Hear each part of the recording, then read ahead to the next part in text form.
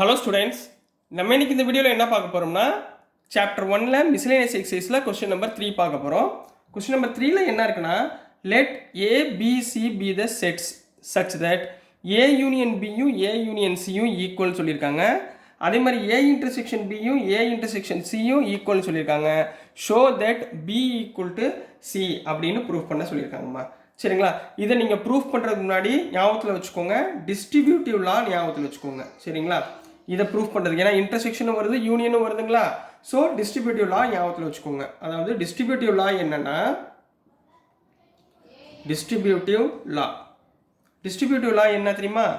A intersection B union C equal to A intersection B union A intersection C.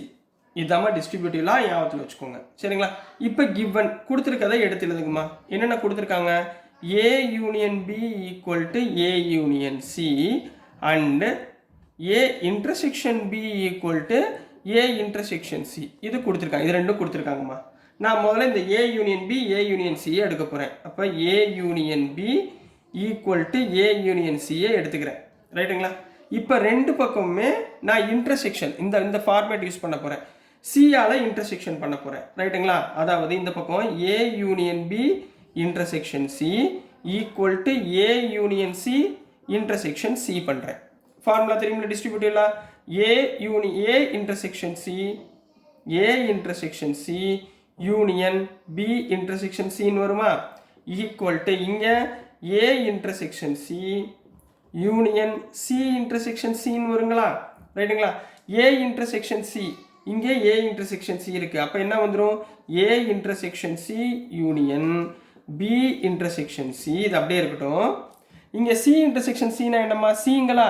A intersection சிலையும் union of C. அப்போ என்ன வந்துடும் எனக்கு? A intersection சியோட யூனியனா? அப்போ ரெண்டுக்குள்ள காமன் டேர்ம் என்ன இருக்கும்? சின்னு இருக்கும்.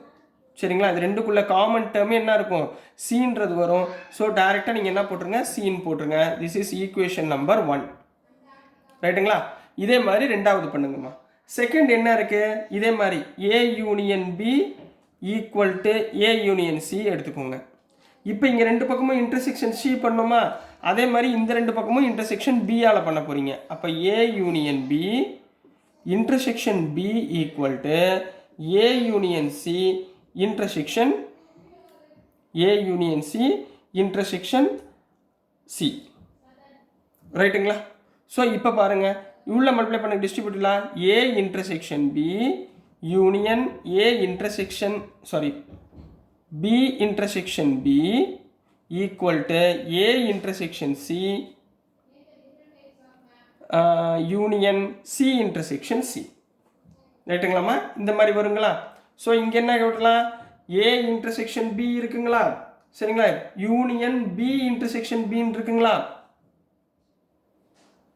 இங்கே ஒரு தப்பு பண்ணிட்டோமா? இங்கே இன்டர்செக்ஷன் பினால இங்கே என்ன பண்ணும்? பி தான் பண்ணும். சரிங்களா? ஸோ இங்கே C intersection B. So A intersection B union B intersection பினா என்ன கிடைக்கும்?